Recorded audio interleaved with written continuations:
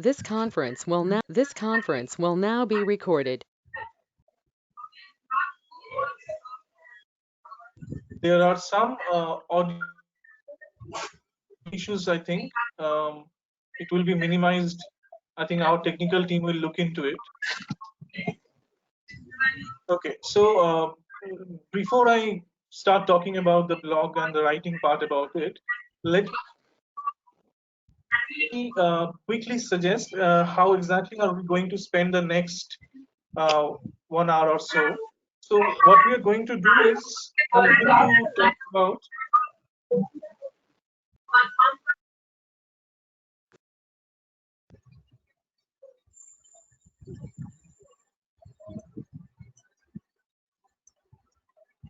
we are going to talk about different aspects of writing as such, which is not so technical as far as the technology of digital media is concerned. It is also let's say quasi technical about writing in the digital media. So we are going to go through a few slides on the screen. I'm sure all of you can see that. And at the same time, there will be certain points that I will emphasize on and we'll discuss about them. So coming back to the topic that I'm going to talk about today is writing blog. Generally, in colloquial usages, we talk about blogging. We talk about writing, but generally we don't press together these ideas. Writing blogs, blogging itself implies that. So why we have chosen that as a title for today's discussion and talk?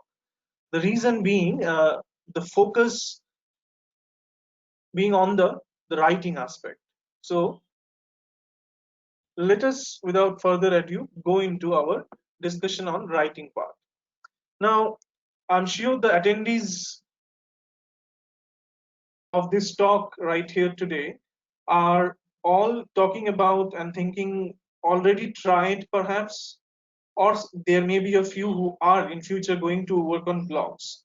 So just think about it. What all comes to your mind when you start writing, let alone writing in a blog? On your screen, you can see 3 questions that I have put in the front. What to write, how to write, and whom are we writing for? So these probably are 3 among the many questions that clutter your mind, our minds, when we start writing. What to write and how to write it, so that everybody somehow gets captured by this writing, something that you're writing. People start talking about it, people start engaging. Are we doing justice to the topic by writing about it? Is our writing good enough? So that is what the initial questions are in any writer's mind when someone picks up the pen or starts typing on the keyboard. Now, one of the very basic and the first thing that we need to do while starting to write is to get over these questions. And there is no way of avoiding these questions also. So since there is no way of avoiding and you have to get over it, in what way can you get over these questions? The only way we can do this, in other words, in literature, we call it writer's block. Sometimes you get stuck. So the only way this writer's block or these questions, something of similar sort, can be addressed is actually by reading. Reading and writing are 2 complementary processes. Okay. Once you stop reading, you are invariably going to struggle writing, because whatever you are writing is not like a tree inside your mind that is going to help you. You need to nourish the tree or keep it alive. Only then it's going to help you. And how are you going to nourish your thought process, that tree in your mind? By reading. So if nourishment of reading is missing, then your writing will look malnourished and you will struggle to come up with words. So the first thing is to cross the hurdle of the questions and that can be done by reading. So next comes the questions what to read. So you need to have a strategic plan, what exactly you need to read that is going to help you to write. Once you have developed a reading list with a proper planning, then half the job is done and the rest of the half is about reading it actually. However, please keep in mind what I said over here is a strategic plan to read. You might read a lot of things. I guess today's attendees, most of you are students, some of you are professionals also. So all of you read something or the other. But if I focus on certain subjects, for one particular subject, what are you reading?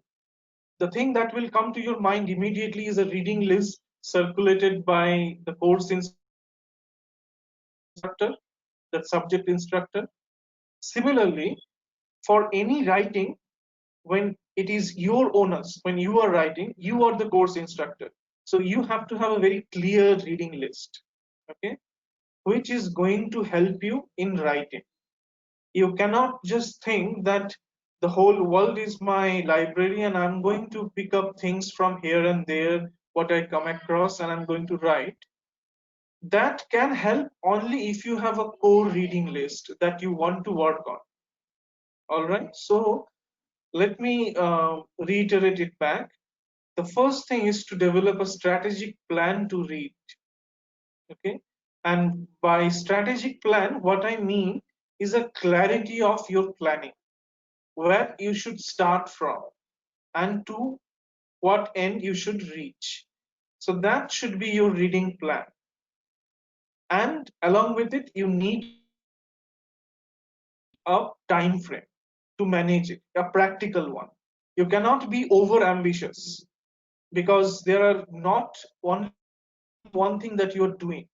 So you need to figure out a proper time frame which can be used to read the list that you have prepared, and accordingly you should plan like in that time frame how much you can read, what sort of text you can read.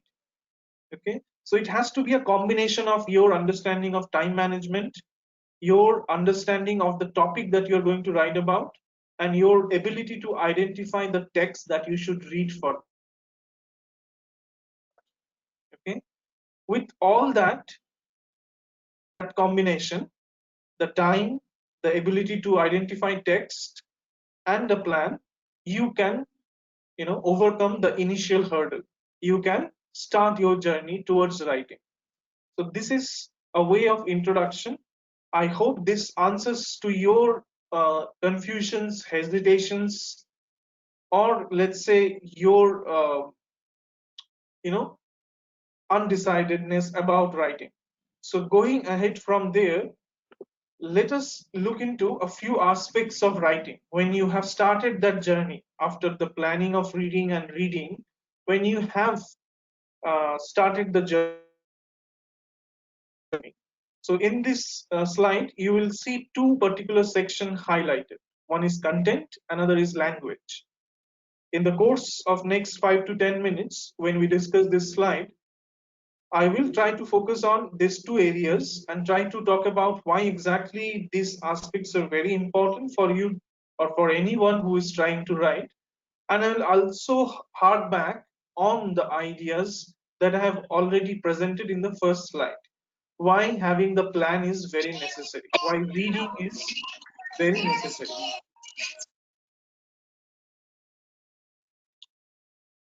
So let us begin with the concept of content, so to speak.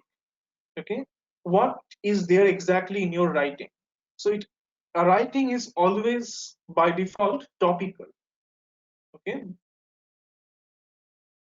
because writing is not limited in one smaller unit.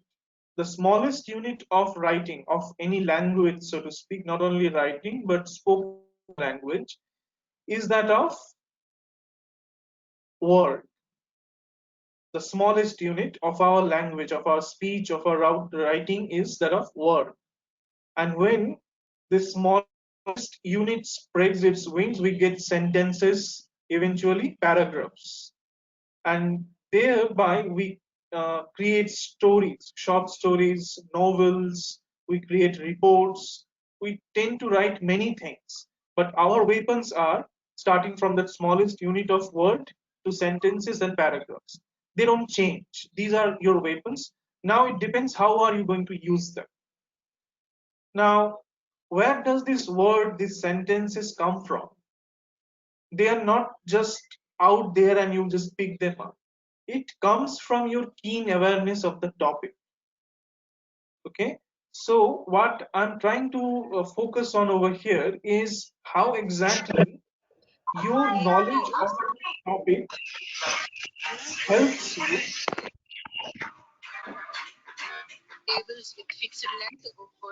Exactly, your knowledge of the topic helps you to talk about anything or write about anything. Just think about a question that I'm going to pose to all of you right now.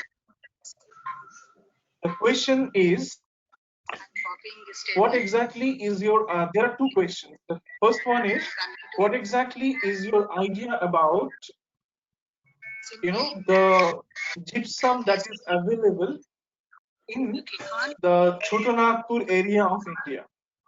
The first question is, what exactly is your opinion and ideas about the gypsum that is available in the Chotanagpur area of India?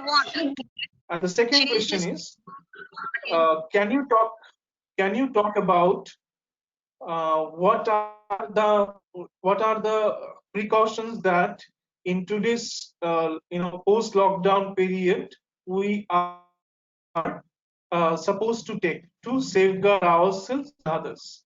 So these are two questions. First one is about the gypsum of the Chotanagpur area and the precautions that we are supposed to take in the post lockdown area. Now, if you see the difference between these two questions and your responses to it, the second questions, which is about the precautions, I think you already have certain knowledge. And probably the moment I ask you these questions, you will be ready to answer. Okay? But about gypsum, I'm not very sure how many of us, including myself, will be very easily ready to answer. Maybe we should, ask for some time to do our bit of research. So that is what makes the difference. Why is the research for? Why is the knowledge for? It is to make us able to write and talk. So that's what exactly, helps you to and smoothens out the process of writing and talking. It is the research. It is the knowledge. So you need to be knowledgeable about the topic. You need to also know who else is talking about it and what are they talking about it. You need to read through them if there are other people already talking about it, because you do not, of course, want to be repetitive. You do not want to be somebody who wants to cater some ideas that has already been out there, right? So you need to also check the background, who all writing about it and what are they writing about. Now this is about the research and also the awareness why talking and writing about it is important. Okay, why on earth suddenly you decided to talk about that topic? What is their importance? For whom are they important? What is your role as a writer? Are you a facilitator in that way, that you are facilitating a discussion on certain topics which demands so? Are you somebody who thinks that an intervention in the form of writing on that topic on your part is going to make a change? Why is that change required? So is that topic asking you to do all this? Does that topic begs for discussion? Is it a neglected one, or is it a hot topic? So you need to be also aware of these dimensions of the topic. Okay, their relevance, for whom are they important, what is your role in that play of in that dynamics of importance, and your research, your background knowledge. What is this topic all about? How long this topic is out there as such? How long this issue is there? Who else has written on it? what are their perspectives on it. So these are absolutely crucial for the development of the content. Without that, your content will remain a weaker one. And that weakness will be reflected not only your words or sentences, but in the whole structure that you will come up with in the form of writing. Now, doing all that is also a bit time taking, and it needs certain skills and techniques. For example, if you see the third point on the list over here on your slide, you would see we are talking about here preparation of thought charts and important points. Now, what are these thought charts? Now, thought charts physically are nothing but a long piece of chart paper, okay, which you can keep behind your desktop, which you can keep behind your laptop, in a place in your reading table. It should be there just in front of you, where the way you are reading about a topic, the way you have gathered the information, and the way you are processing, it should be noted there. You can use, small colored bills, or you can just use a marker to note down those points.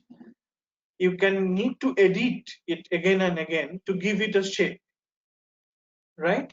You need to edit it. Just a minute.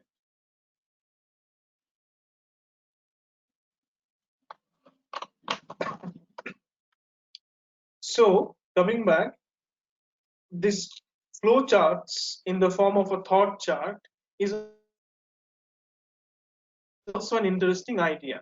From what point you are moving on to the conclusive point. How did your journey of reading and knowing the topic go? And what are the key points that you have got familiarized on your journey of reading and knowing that topic?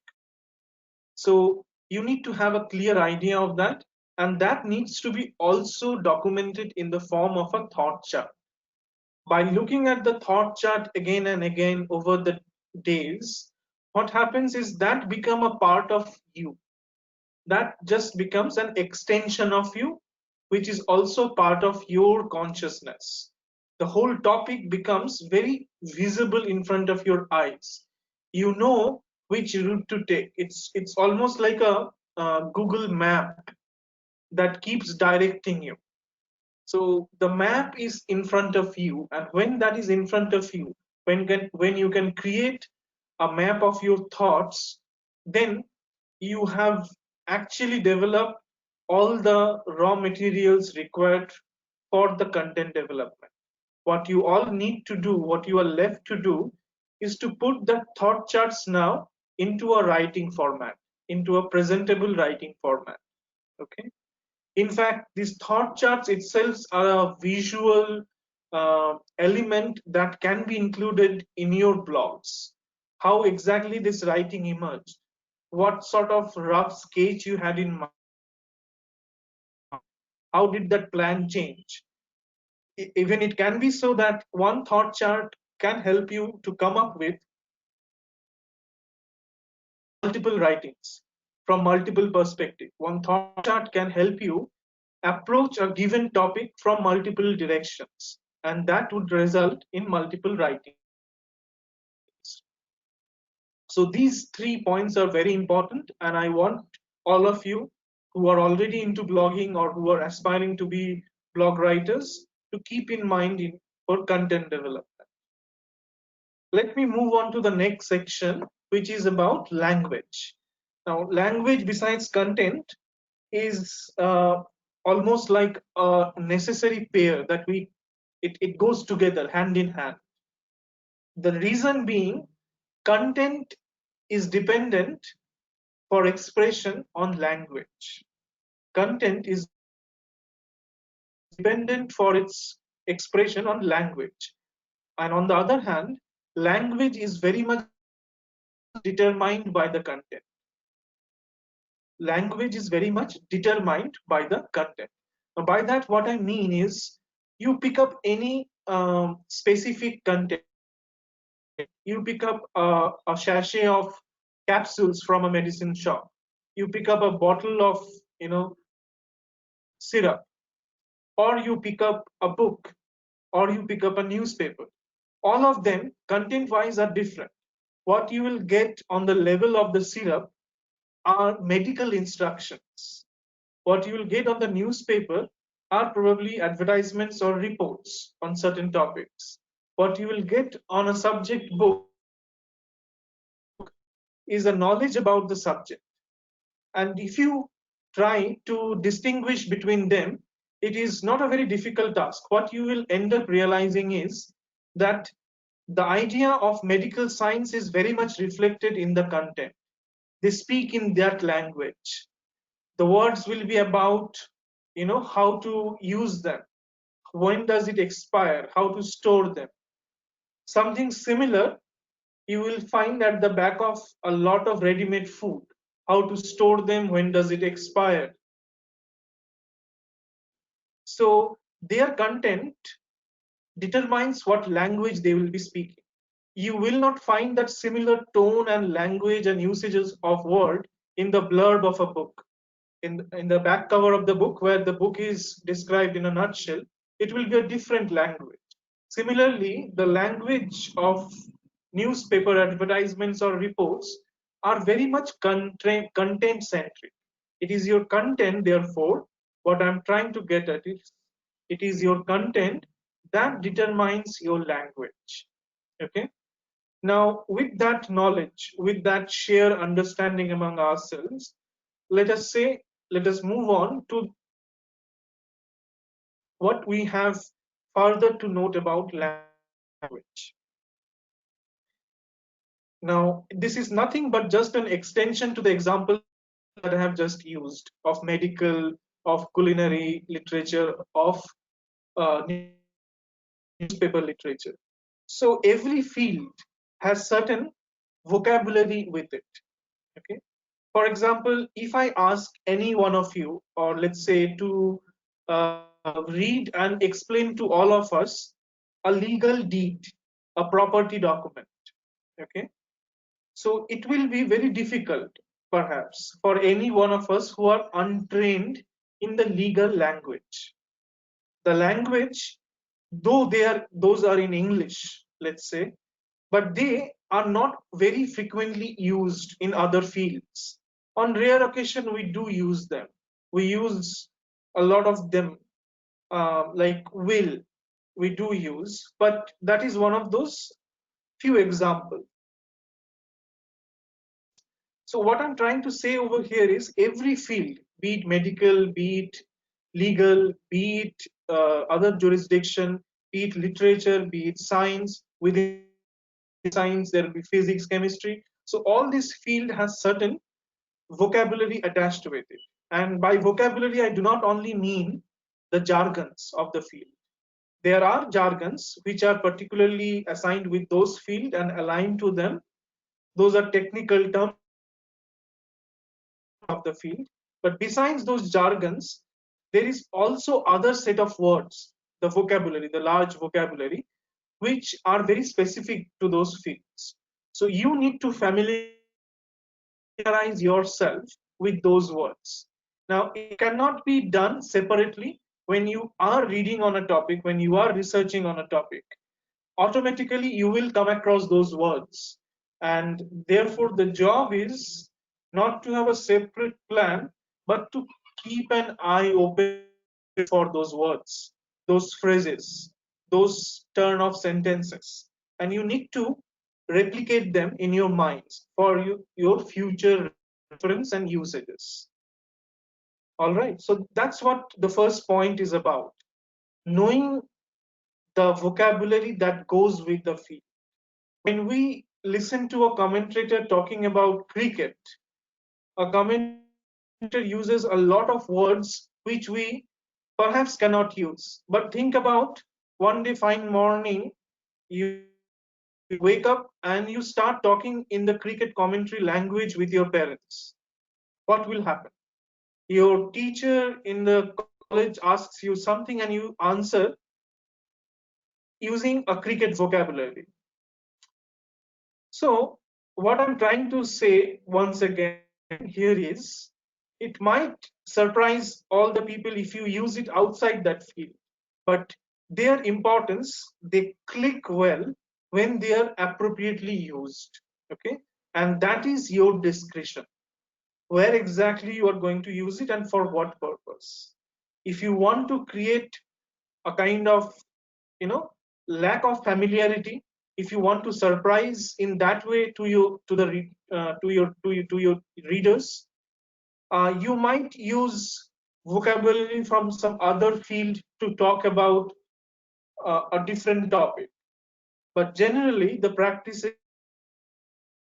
is, it is easier explained and it is easier to talk about a topic when you have a vocabulary of that field. Second is the structure of sentences in alignment with the content. Now, this is also a very subjective area. By subjective, what I mean is, I am going to discuss this for next couple of minutes, but all the people who are present here, all the people who are present here are going to make a different outcome, can make a different outcome of this discussion. The structure of sentence in alignment with the content, it means how are you going to, how are you rating your topic? Is it a very complicated topic? Is it a topic that requires a lot of, you know, complex thought to be understood? If the topic is so, it might require at the same time a complex sentences, complex words, for which a reader might want to consult a dictionary at times, for which a reader might want to read the same sentence twice or thrice before he or she can understand. On the other hand, if your topic is on the easier side, let's say it is commonly known, people have some of the other idea, they might be wrong, they might be correct in understanding those ideas. But what is more important there is a bit of familiarity. In that case, you need to be corrective. You need to dispel certain wrong ideas they might have, and you need to also capitalize on the bit of knowledge that have. That will pave the path for you, the writer, to use simpler sentences, smaller sentences, instead of a longer, complex sentences. So that is actually going along with the content, and that is how your language is going to reflect the content in other ways. Now, coming back to the point, how it is bit subjective and how all the listeners right now can come up with, may come up with their own understanding, is how you respond to that, how you understand the content and the relationship of the questions. Are you the one who is very comfortable with long, convoluted sentences? Most of the time, when we understand, gather knowledge, it is a tendency that we fail to simplify. We tend to put it all on the table together. We write a single sentence in a way that there will be no sentence after this. And we have that anxiety to put all the ideas in that single sentence. So, my suggestion for minimizing that damage is, try to be patient. Try to not only think from the perspective of the knowledge that you have gathered, try to introduce in your thought process how best it can be delivered. If you are a listener, how you will react to a long three sentences going in one, and one sentence going for three lines, how would you respond to that? And how would you respond if the same thing is told to you in, let's say, three, four different sentences which are smaller, which have only one subject and one predicate? They are not compound, they are not complex. So, how would that be? Will that be easier? Would you then, as a writer, choose to write like that? Would you design how are you going to talk about the details of the topic step by step, or are you going to jump the gun and create very complex longer sentences in the beginning itself. So keep that in mind. I would request to all of you, that is going to help you to simplify your structures, the sentence structures. And finally, revisions and necessary editing.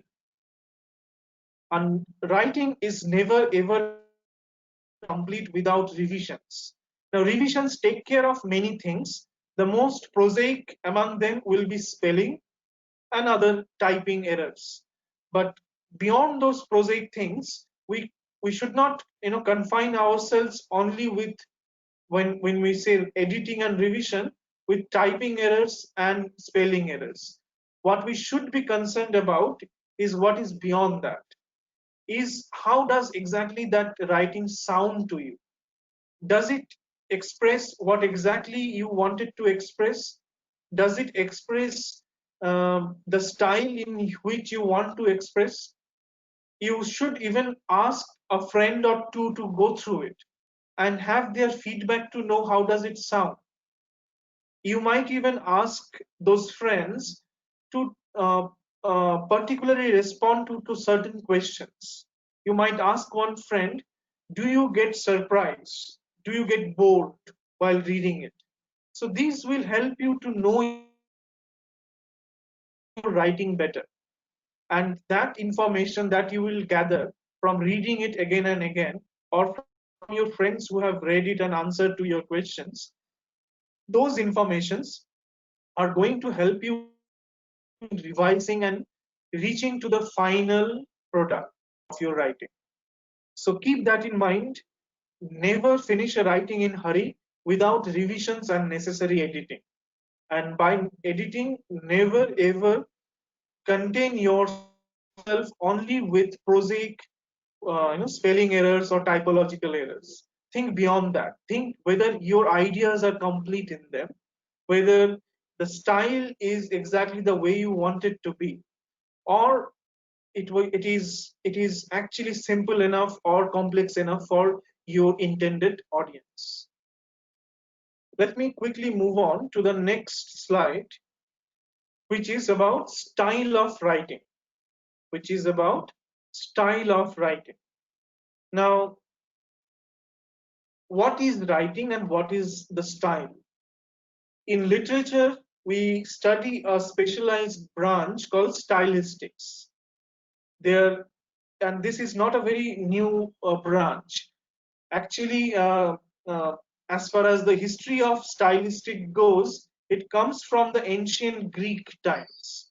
And even a senior student of literature doing masters is familiar with all the styles and how it evolved from the Greek times to now.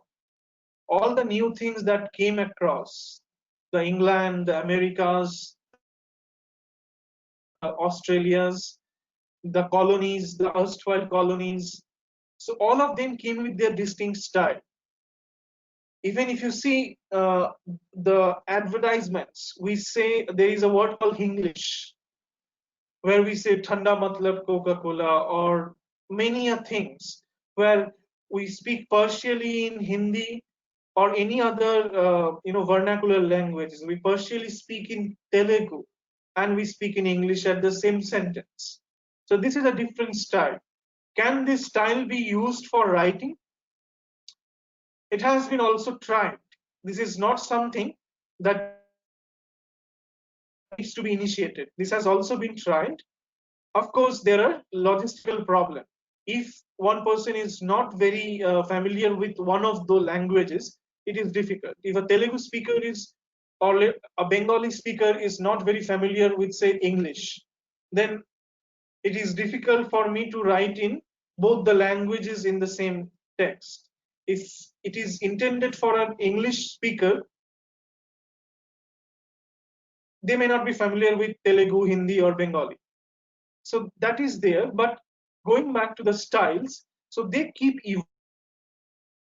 evolving, okay, and they keep evolving for historical reason, for the mood, and so on. Before going to there, let me quickly reiterate what exactly we are talking about. We are talking about a style for writing, and writing, as you can see on the screen, is presenting something in your own thoughts. In other words, creating a narrative of facts with a distinctly original point of view. Now, what is very important over here for you to note is this distinctly original point of view. Or in the first part, what I said, something on your own thoughts. When you write, you are not taking a dictation. It is not something someone is speaking and you are writing down. That someone, when you are writing, is yourself. It is you who is speaking inside your head. It is speaking who is inside you thinking. And if you are being dictated while writing, it is you yourself who is dictating yourself and you are writing it. So it has to be your own thoughts. And in other words, it has to be your point of view, what you thought about those topics, what you thought necessary to talk about. And that's how you will set apart your writing from others, which are already existing, which are also going to come. Okay, because this point of view that you are thinking, that you're talking to yourself, is very original. Nobody can steal you from that. If that is to be stolen, that is to be stolen from your mind, which is a bit difficult. Now coming back to the style, now this original point of view is the one that bears the stamp of your style. The way you actually have started thinking about it, the moment you have done that, you have actually parallelly started developing your own style. And you need to be not very conscious about it while you are thinking about the content. It automatically comes, it follows it. You will realize it when you do the revisions and the editing. You will see how you write, which words you use, how you repeat the phrases, how you work with those words. They will be visible to you when you are done writing. You do not need to worry about it. For therefore, how do we go about the style of writing? How do we train about ourselves about it? Beside doing our research and our thinking on the topic, what we should keep in mind is the originality and the mood. These are the two keys. These are the two very necessary aspects that you need to be honest about. It is not something that you set as a target. You just need to be honest. Whether the thing that is being processed in your mind, is it originally yours? And what sort of mood it carries? When you write something, does it surprise somebody? Does it insult somebody? Does it praise somebody? When you are writing, in what sort of mood are you? Are you angry? Are you nervous? Are you confident of the knowledge that you have gathered? All that is going to reflect in your writing, in your words. Those work when I see your writing, when someone else reads your writing, they don't see you, but they see you through the words that you have written down. They represent your mood, your originality, your knowledge. So you need to be honest about it. And that's how you take take a control over the quality of writing and the style of it. When you will be settled with your worries, your confusions, when you are honest that you are not copying from elsewhere, then that confidence will impact, that mood, that originality will impact your style. It will be a free flowing one, it will be an easy one that will draw attention. Secondly, it is bit physical aspect of writing, nonetheless very important, which is about a structure of anything, a beginning, a middle, and an end. You can be innovative about it. You can start with the ending, and that can be your introduction, and then you can go on and come back to that ending at the end. Okay, but you have to have a beginning, a middle, and an end, topped by a proper captioning. Now, what exactly is a beginning, a middle, or the end? Now, by definition, a beginning is an introduction. Okay, a middle is the main aspect of it, and the end is the conclusive, where you summarize, you reiterate your points. Now, I would not go deeper into this because I think from as long as you have been writing and going to school, all of you are familiar with these aspects. What I would rather say is think innovatively about it. Think about the limits, how much you should speak, how much you should keep it as of introduction, how much you should store for middle. You should be very clear with those things. There should not be just another extra 2 3 aspects mentioned in the beginning. There should not be another 2 3 aspects repeated, reiterated, and then again coming in the conclusive section. So know your limits, avoid repetitions. Now coming to captioning. Okay, now captioning are of a few types that I'm going to talk about. As you can see at the bottom of the slide, it can be descriptive, it can be analytical or argumentative. Similarly, I may not just stop here. You can also add more examples. It can be a challenge. It can be a question, right? It can be many a thing. But what determines which one are you to pick? Again, it is determined by your originality and the mood. Which one you want to highlight? With which aspect of the writing, the descriptive part of it, or the argumentative part of it, or the analytical? Which one do you think is you're more comfortable with? Which one you think you have actually contributed in? Did you contributed in describing it, or did you actually contributed a lot in analyzing that topic? Are you writing this for the sake of creating an argument, which is the core of it, which is the soul of the writing? So depending on that, depending on how you see the topic, how you have written about the topic, and how you identify the soul of the topic, the core of it, you should caption it accordingly. The caption, in other words, should tell the audience what exactly you think about the topic and what way you want to reach out to the audience. So it is very crucial, therefore, for captioning to know the different aspects, the different moods that are there within the writing, and which one do you think to be the core? Which one do you think you want to highlight while you're talking about? Which one you want to be your contribution? Okay, so you should use that for captioning. Before we move on, let me quickly give you one more idea about beginning.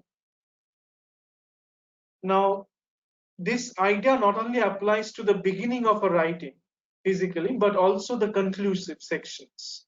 How do you end your writing? Now, in the second last line, if you can see this slide, you see I have mentioned a few things like questions, statements, stories, examples. Now, these all can be your beginning or the end of the writing. You can start the writing by asking a series of questions. You can ask a series of questions and you can conclude them by saying that these questions are, we are going to try to find answer to those questions in the next paragraph, and then you can move on to the next paragraph, which is the middle section. Or you can start with few statements that you have come across during the course of your research. If you do not want to do that, if they look like cliches to you, you can start with a story or an example. Like earlier people used to start with a quotation. We don't generally start with quotations always these days. So you need to come to terms with it accordingly, according to your own preferences, how you're comfortable, which, and you can also experiment with all these options. Some writings you can start with questions, some with statements, so on. And you can also use them in the conclusive section. Of course, the questions will change. The way they appear in your introduction, in the same way they not appear. If you're using questions to end your writing, they must be futuristic. What is store for us for this writing for this topic in future?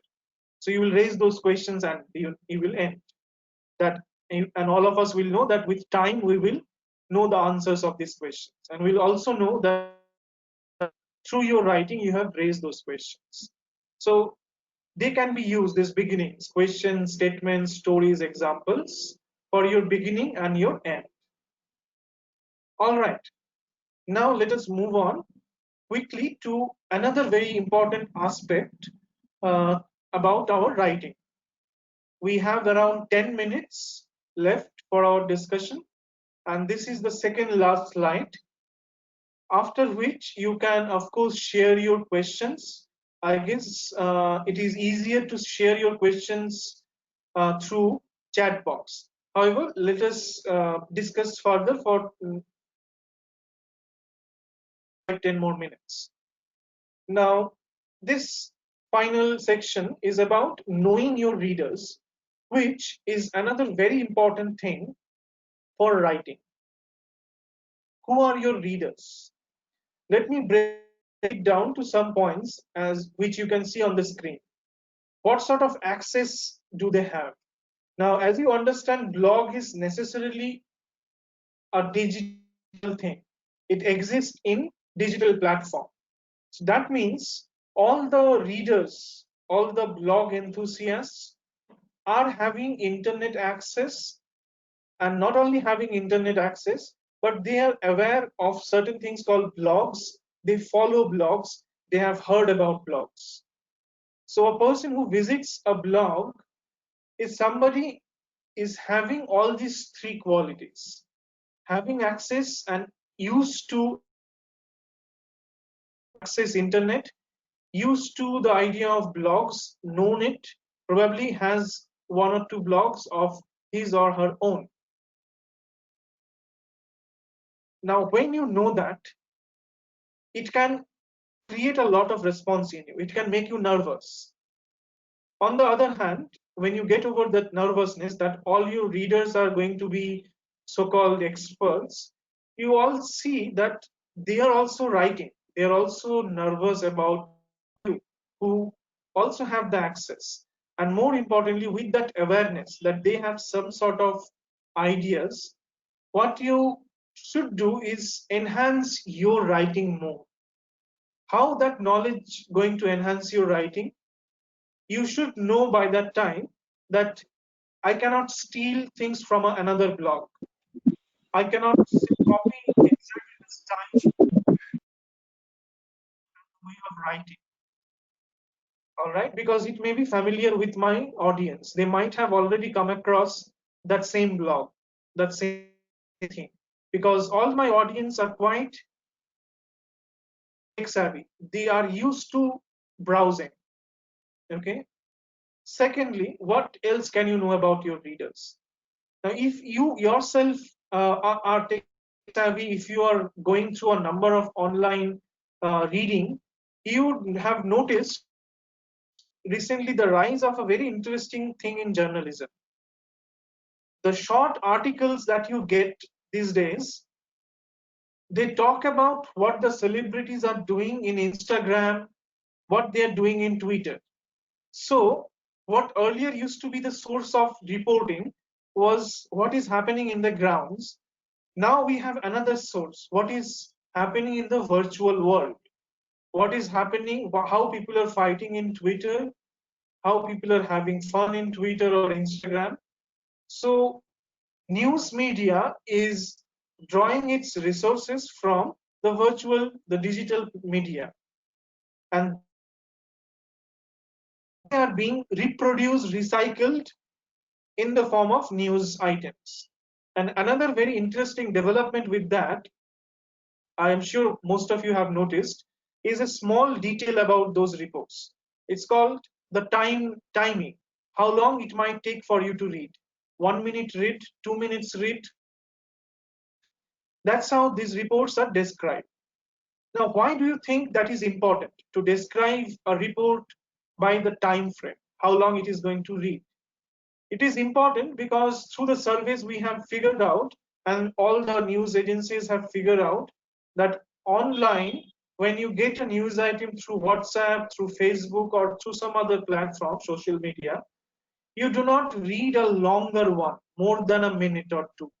Maximum, it could be a minute. So that is a very interesting knowledge that has come across through surveys.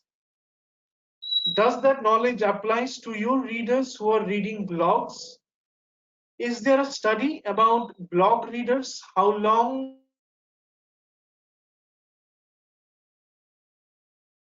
how frequently the blog readers come back to the same blog?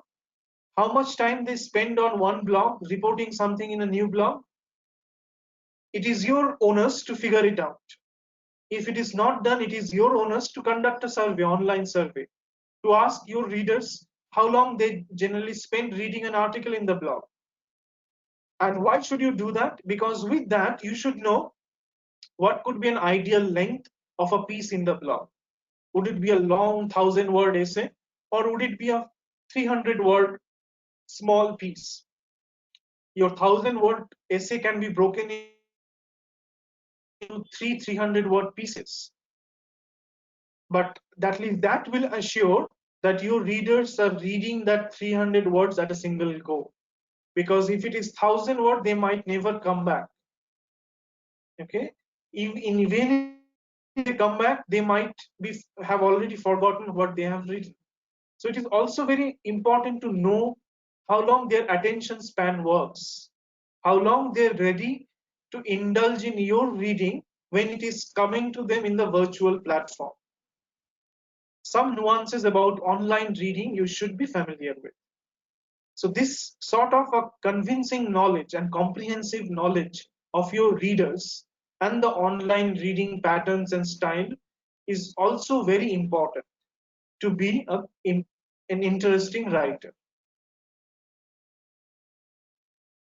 Besides that, the awareness what draws and what repels. Okay, what sort of phrases, what sort of style repels people? Once they see that thing, they don't want to go into it. They just slide through it. Okay, so you need to know that. You can begin from yourself. You need to ask yourself the question, what sort of captions, headings that comes to you when you just don't feel like clicking on that link and going and reading it. Secondly, in the second stage, once you have started reading, once the caption has drawn your interest, you need to ask what sort of initial lines that holds your interest. Even if you see a few lines and you understand what it is going to be, you might just not be ready to continue. You will go back and continue flipping through the other links. So use that awareness about knowing what repels and then avoid those things. Some of the examples can be statistics, a number of statistics which are very cumbersome. On the other hand, simplicity of language, newness, the presentation style. So these are some things all of us should work on to know what draws and what repels our readers. Involving readers is another thing, which is actually a very important thing of the online reading. Your readers have a onus. That's why they have not only have the internet connection and a system which they can browse through, but they have also typed your link, clicked on your link, figure you out from the web, and is browsing through. So they have some interest in you. But how more you can ensure their involvement? They have already shown their involvement by taking the onus of searching you out in the web. but how you can make it more interactive. This comes easy for us to understand if you take the example of gaming. If you see, if you have an experience of gaming, you will know with more and more days passing, we are more into interactive gaming. The most popular games, no matter their effect on us with time consuming, we are not going into that distraction. All the popular games that are actually running and successfully are interactive. So that is the thing about, that is the invariable aspect about online digital media, how more you can make your audience interactive. Maybe asking them one or two questions here and there within your writing, making them to stop and think, maybe sharing a link of a survey, getting back to you, maybe inviting some of them to write for you in your blog once or twice, maybe having a discussion forum, an interactive sessions, engaging them through the comments. So there are many ways you can, increase the level of interactions, and you should pay attention to all of them. You should explore them. Of course, you should not tire them out, so that whenever you want to interact they go the other way. You should regularize it once in a while. It should be regularized so that you and your readers come into a regular contact. It can be through different ways. You can, go creative about it without repeating one way too many times. You can, you know uh, just go through them one after another. You can change them, interchange them, but always keep in mind that it is necessary also to use them, and to use them with a proper frequency, not too frequent and not too distant also. You do not want the readers to forget and not interact. Also, you do not want your readers to be pissed with you. So do not pester them with too many links, surveys, and interactions. Okay? You have to strike a balance, but most importantly, interaction in this platform is the thing that is going to take you further. All right. With that, let me go to the final and the penultimate slide of today's talk, which is about types of blog. This is something that you're already aware. There can be personal or corporate style or institutional blogs, and these divisions are nothing but certain binding. These bindings are legal. You cannot just float a blog in the name of an institution. Okay. Similarly, when you are creating a blog for your office, there are certain ways that you are to follow. Okay. You cannot indulge in whatever personally you want to indulge in it. You cannot probably talk about certain things which are not relevant to your office. Okay. So there are certain office rules that will guide your blog, as opposed to personal blog where you are guided by internet laws which are applicable to the individuals. Similarly, you have corporate laws.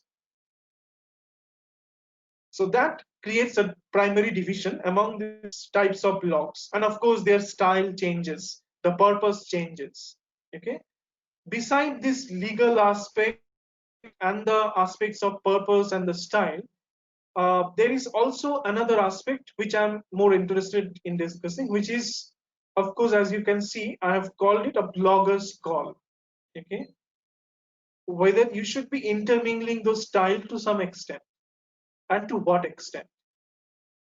For your personal blog, would you like to create something? Would you like to use a language that is frequent in a corporate style blog? To what extent would you do that? And for what reason would you do that? So to come to the blogger's call's first point, what you should be careful about is the purpose of it, and to what extent, the limitations of it. So the limitations and the purpose should guide a blogger to experiment with the style, with the type of the blogs. Secondly, what is very important over here is to also stick to certain binding divisions, particularly the legal aspect. I have already mentioned that why it is important, because you are using it for an institution or a corporate sector. Secondly, why sticking to certain binding divisions are important is the user friendliness. Just pardon the typing error over there. The user friendliness. By user friendliness, what I mean is people's eyes and their perception is kind of grounded and seasoned to receive a personal blog. When they are opening the link of a personal blog, they're not expecting to receive a corporate style blog or an institutional logo and a blog. So making them comfortable, making them find what they were expecting finding, is to pay attention to the user friendliness. All right. So you may not want to experiment with that on the very first page. If the experimentation needs to be done, it is also a blogger's call to what extent, to in what page, in what way you would do that. Okay. What I need to do, what I want and request you to do is to keep this aspect in mind. I do not have a solution. I do not have a conclusion in this regard for you to know, for me to share. But these are the aspects you should be aware, and these are the aspects they should guide you while you are working on the blog. So I will stop here, and I will invite some questions, queries if you have. Though I believe most of your questions and queries would be about confusion. And through today's talk, I have tried to address those confusions, beside sharing some ways, some keys, some important aspects that might help you writing, that might help you thinking, and that might help you presenting. uh, Take care, stay well. I will be here for some more time to answer. If you have any questions, please feel free to share in the chat box. I suppose that is how it is. Is it so, Dhananjay?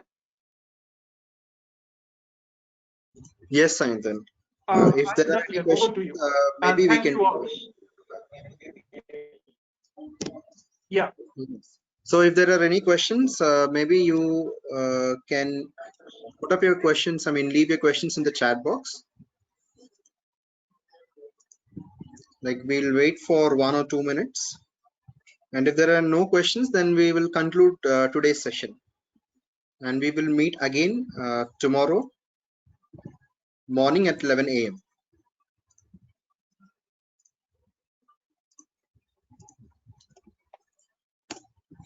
I am leaving the link for feedback form in the chat box.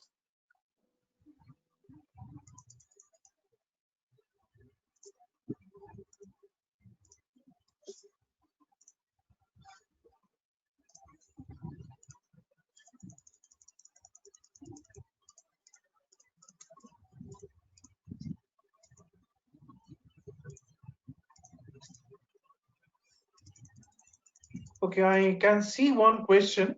Yes. So let me just take it up. The question is about if to suggest certain good books on writing. See, there are a number of books that answers your questions. They will tell you like how to write, how to be a master of writing within a week or so. But I would like to answer you in a different way. I would suggest that figure out what sort of writing interests you. Figure out what writing you like, what writing people like. The best way to learn writing is by reading the other writings and nothing else. Okay.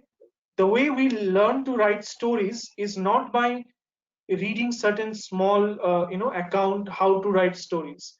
We learn how to write stories by reading stories. Okay. So my suggestion is Forget about handbooks of writing. Rather concentrate in figuring out what sort of writing you like, whose writing you like, and read more about those good authors, those interesting authors. Figure out a few writers, and let me also suggest some writers that might interest you. One can be Pico Iyer.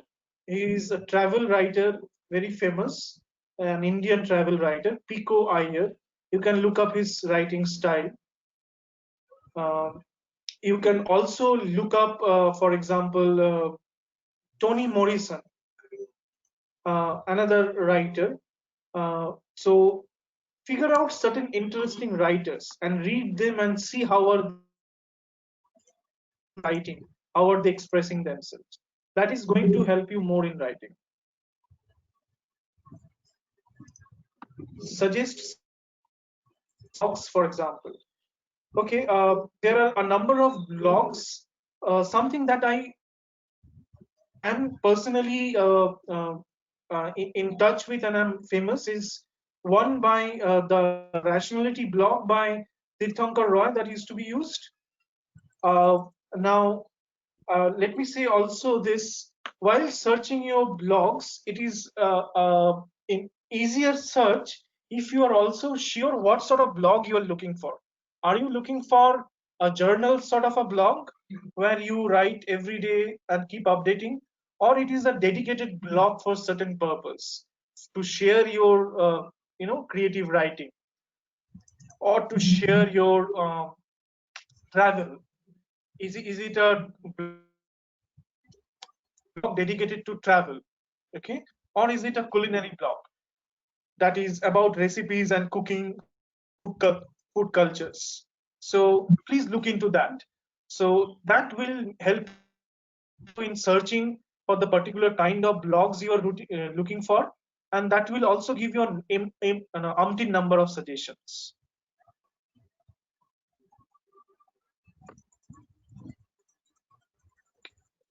Yes, thank you all. I'm glad that you liked and enjoyed this session.